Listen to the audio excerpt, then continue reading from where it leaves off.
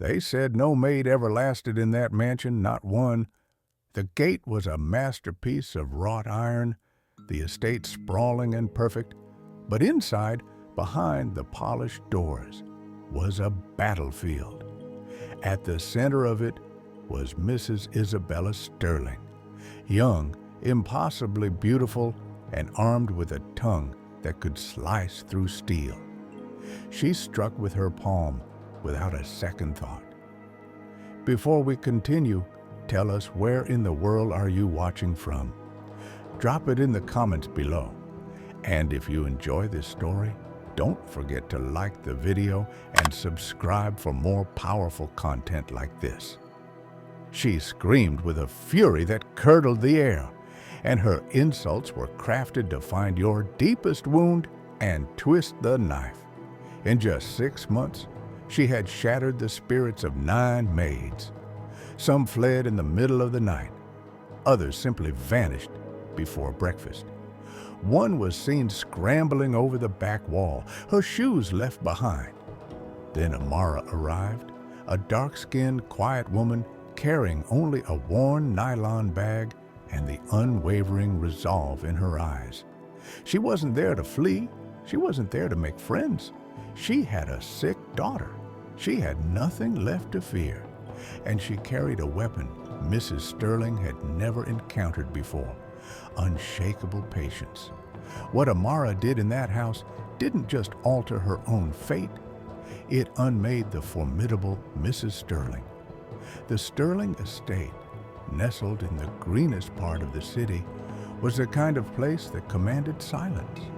A long, winding driveway, cars that gleamed like black diamonds. But beyond the perfect facade, the atmosphere was suffocating. The staff moved like ghosts.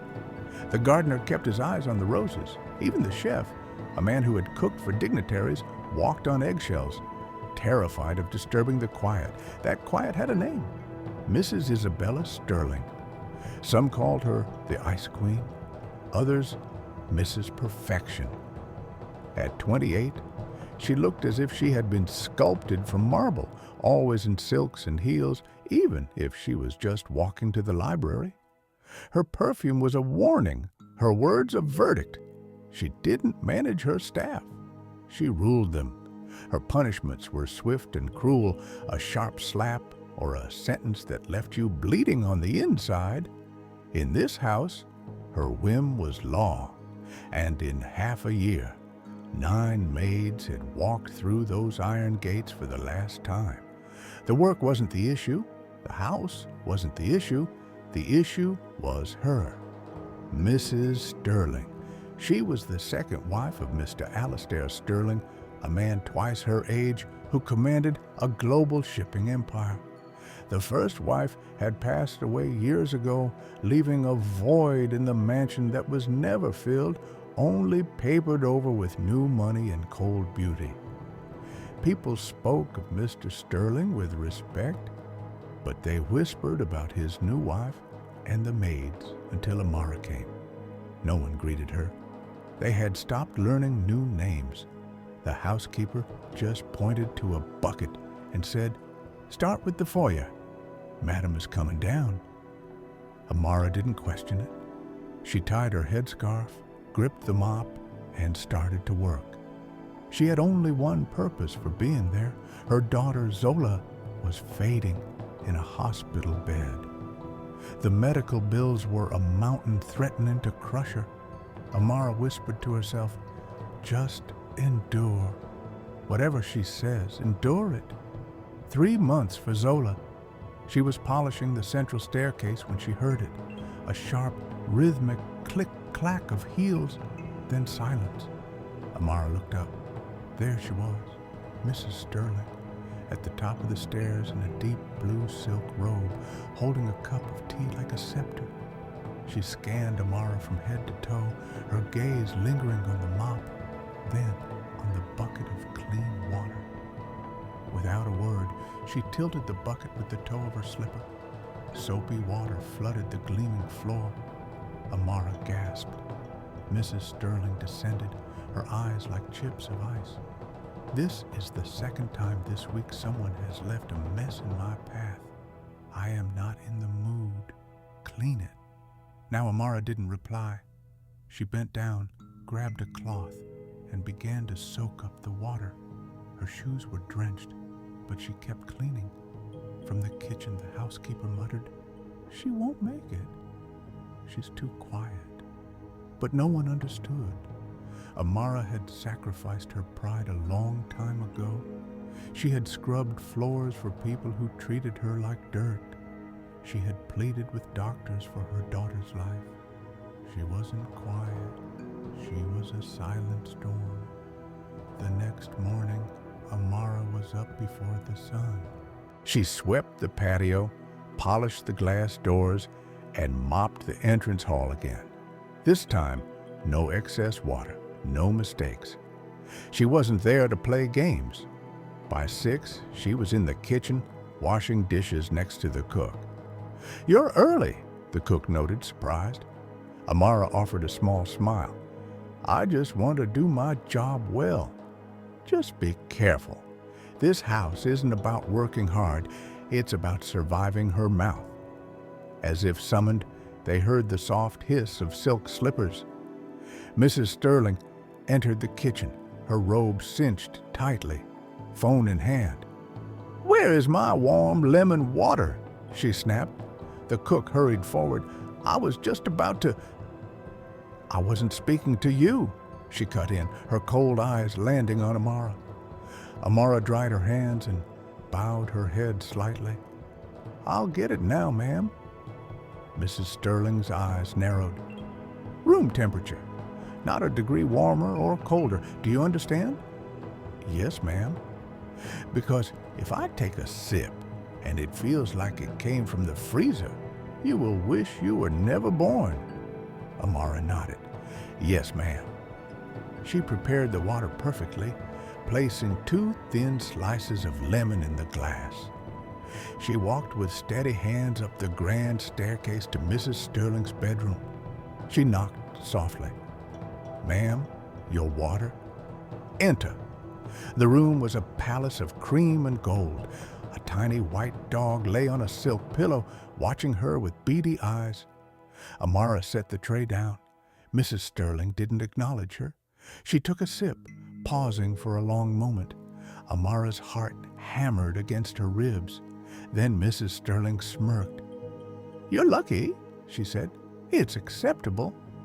But as Amara turned to go, her voice sliced through the air again. "There's a smudge on the bathroom mirror. I despise smudges." "I'll clean it immediately, ma'am." As Amara entered the marble bathroom, she spotted a faint watermark on the mirror. Without a word, she took a cloth and began to polish it carefully.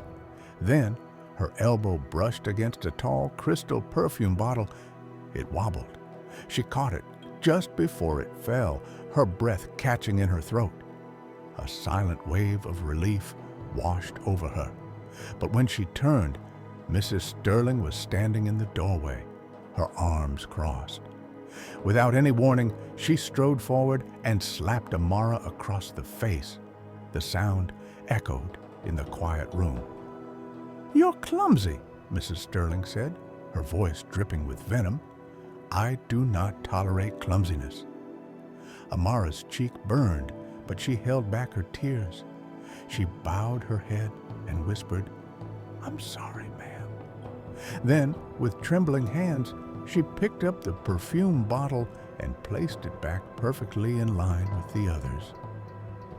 "You'll clean the west wing next," Mrs. Sterling said, turning away as if nothing had happened, "and iron the curtains while they're hanging. I don't like creases." Amara nodded again. "Yes, ma'am."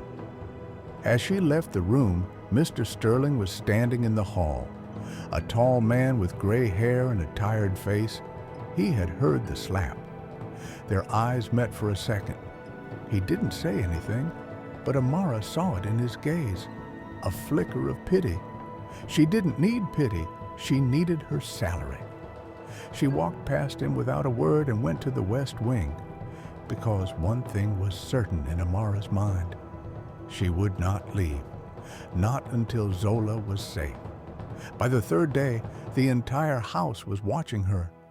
Amara hadn't broken. She hadn't yelled. She hadn't run away like all the others. But Mrs. Sterling was far from finished. She hated being endured. She despised being studied. And something about Amara's silence felt like a challenge. So she intensified her cruelty. First, it was Amara's uniform. After cleaning all day, she returned to her small room to find it gone. The only thing hanging in the closet was a see-through lace nightgown that was clearly not meant for her. Amara didn't complain.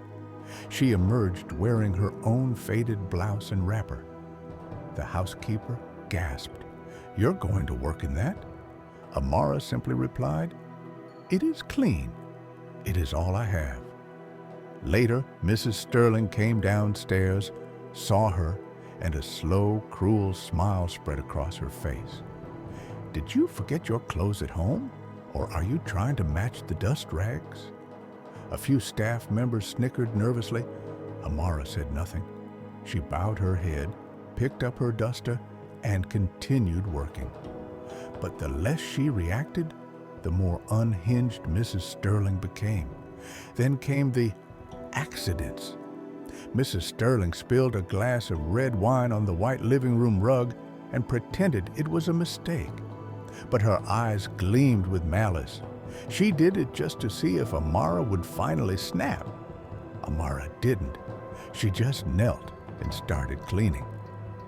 Another time, Mrs. Sterling accused Amara of scratching a crystal figurine that she herself had knocked over. Still no reaction. Amara just said, "I will polish it, ma'am." Even Mr. Sterling started paying closer attention. One evening, he was sitting in the garden reading when he saw Amara quietly weeding the flower beds. Her wrapper was frayed, her face weary, but her hands were steady. "Amara, isn't it?" he asked his voice low. "Yes, sir," she said, pausing to greet him properly. "Are you being treated well here?" he asked, choosing his words carefully. She paused, then gave a faint smile. "I am being treated the way life treats many of us, sir, but I will be fine." He was taken aback by her answer. That night, Mr. Sterling looked at his wife and said, "Why is that woman still here? After how you've treated her, anyone else would have run." Isabella took a slow sip of her wine, a slight smile on her lips. "She's still useful. That is why she is here." But even she could feel it. The power dynamic in the house was shifting. Amara wasn't fighting back with anger or tears. She was fighting back with dignity, with patience, with a quiet strength that couldn't be broken. And that was beginning to terrify Mrs. Sterling. It was Saturday morning. The sky was overcast and a light rain tapped against the windows. The mansion was eerily quiet.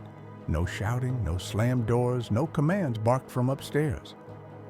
Amara had just finished sweeping the main hall when she passed a large mirror and saw a reflection that made her freeze. Mrs. Sterling, sitting on the cold marble floor, barefoot, her expensive silk scarf askew, her makeup smudged from crying. Amara stopped. She had never seen the woman look so vulnerable, so human. Mrs. Sterling hadn't seen her. She was staring at her own reflection, as if she didn't recognize the person looking back. Last night's wine glass sat empty beside her. Her phone was dark. Her heels were discarded nearby. Amara's first instinct was to walk away. This was not her problem. But something held her there. She took a slow step forward. "Ma'am." Mrs. Sterling's head snapped up. Her face, usually a mask of cold fury, looked broken. "What do you want?" she asked sharply, trying to wipe her face. Amara bowed her head. "I'm sorry, ma'am. I didn't mean to intrude." She placed a small, neatly folded clean cloth beside her on the floor. Then she turned to leave. "Wait." Amara stopped. Isabella stared at her, her eyes red, her voice unsteady. "Why do you stay?" she asked. Amara was quiet for a moment. Then she said softly, "Because I must. For my daughter. You could find another job." Amara gave a sad smile. "Perhaps, but they won't pay enough, and my daughter's illness doesn't wait for perhaps." Isabella looked at her, truly looked at her. "You're not afraid of me?" Amara hesitated, then told the truth. "I used to be afraid of many things, but when you've held your child's hand while a machine breathes for her, nothing else has the power to break you." Mrs. Sterling looked away. For a long time, she was silent. Then she whispered something Amara never thought she would hear. "They said I wasn't good enough." Amara's brow furrowed. "Who, ma'am?" "My husband's family, his business partners, the women at the club. They said I was too young, too common, just a pretty object he bought, a trophy wife with no substance." Her voice cracked. "I thought if I controlled everything perfectly, the house, the staff, if I never let anyone see a single crack in the armor, then maybe I would feel in control of my own life." Amara said nothing. She simply sat on the floor near her, not too close, just present. And for the first time, Mrs. Sterling didn't tell her to get out. The next day, the house felt different. It was as if a storm had passed. For the first time since Amara arrived, no one shouted her name. There were no insults, no sharp commands from the top of the stairs. The mansion finally felt like it could breathe. Amara swept the porch, humming a quiet tune her grandmother used to sing. She didn't even notice Mrs. Sterling standing in the doorway watching her. "Is that an old church song?" Isabella asked, her voice calm. Amara turned, surprised. "Yes, ma'am." Then, without another word, Mrs. Sterling went back inside. No insult, no threat, just a quiet presence. The staff felt the change immediately. The chef whispered to the butler, "Did she just walk past me without complaining about the smell of onions?" He nodded. "She actually said good morning." That evening, something remarkable happened. Amara brought the evening tea to the master bedroom, but Mrs. Sterling wasn't on her phone or applying creams. She was sitting by the window, holding a framed photograph of Mr. Sterling with his first wife. Her expression was sad and soft. Amara placed the tea on the table. "Thank you," Mrs. Sterling said quietly. Amara froze. It wasn't just the words.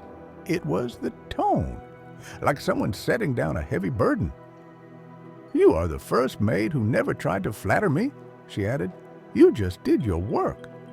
Amara spoke softly. "I am not here to flatter, ma'am. I am here to survive." Isabella looked at her, really looked at her. "You have been through a great deal, haven't you?" Amara smiled sadly. "So has everyone, ma'am. Some of us just wear our scars on the inside." Mrs. Sterling nodded slowly. Then, to Amara's utter shock, she said, "Tomorrow, take the day off. Go see your daughter. I will pay for your transport." Amara's eyes widened. "Ma'am, You heard me. Go. Come back in the evening." Amara blinked. It had been weeks since she had seen Zola. She had been too scared to ask for leave. "Thank you," she whispered, her voice cracking. Mrs. Sterling turned back to the window. "Don't thank me. Just don't ever stop being who you are." The next morning, Amara stood at the gates of the estate holding a small envelope. Inside was a large sum of money, folded neatly. Mrs. Sterling, had left it by her breakfast with a note that read, "For transport and for whatever she needs." Her hands trembled. It wasn't just the money, it was the kindness. That evening, as laughter filled the yard, it became clear. The mansion, once known for its cold silence, now echoed with joy. And it all began because one woman refused to be broken. Weeks passed. Zola grew stronger. The house had changed. The cold marble floors now heard the sound of a child's quiet reading. The walls that once held fear now radiated warmth. And Mrs. Sterling, she transformed the most. She started teaching Zola how to arrange flowers. She smiled more, and sometimes she and Amara would just sit under the large oak tree. No titles, no barriers, just two women. One evening, Mrs. Sterling handed Amara a cup of tea and said something she would never forget. "You know, the day I slapped you, I was certain you would leave. I wanted you to leave. I couldn't bear anyone seeing the weak person I was hiding inside." Amara looked at her with understanding.